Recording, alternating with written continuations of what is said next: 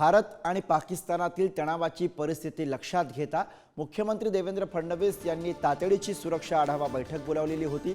या बैठकीला उपमुख्यमंत्री एकनाथ शिंदे, पोलीस महासंचालक रश्मी शुक्ला, मुंबई पोलीस आयुक्त देवेन भारती, राज्य गुप्तचर वार्ता विभागाचे प्रमुख, मुंबई महापालिका आयुक्त आणि इतर महत्त्वाचे प्रशासकीय अधिकारी हे यावेळी उपस्थित होते। या बैठकीमध्ये राज्यातील सुरक्षा व्यवस्थेचा आढावा घेण्यात आला, तसंच आपत्कालीन परिस्थिती उद्भवल्यास काय उपाययोजना करता येईल यावर सुद्धा या दरम्यान चर्चा झाली।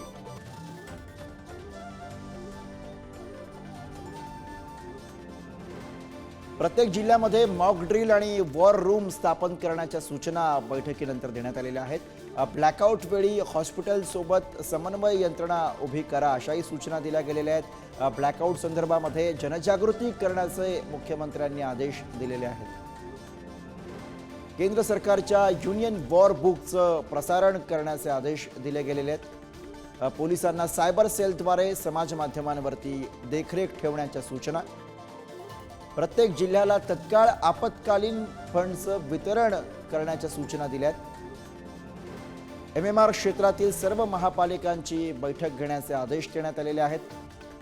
पोलीस प्रशासनाला अधिक सतर्कता ठेवण्याच्या सूचना दिल्या गेल्या। त्याचबरोबर सैन्याच्या तयारी संदर्भात कुठल्याही प्रसारणास बंदी घालण्यात आलेली आहे। सागरी सुरक्षा वाढवण्यासाठी आवश्यकतेनुसार फिशिंग ट्रॉलर्स भाड्यानं घेतले जाणार आहेत। नागरिकांना अचूक माहिती पोहोचवण्यासाठी यंत्रणा तयार केली जाणार आहे। प्रशासनाच्या अतिमहत्त्वाच्या पायाभूत सुविधांचं सायबर ऑडिट केलं जाणार आहे।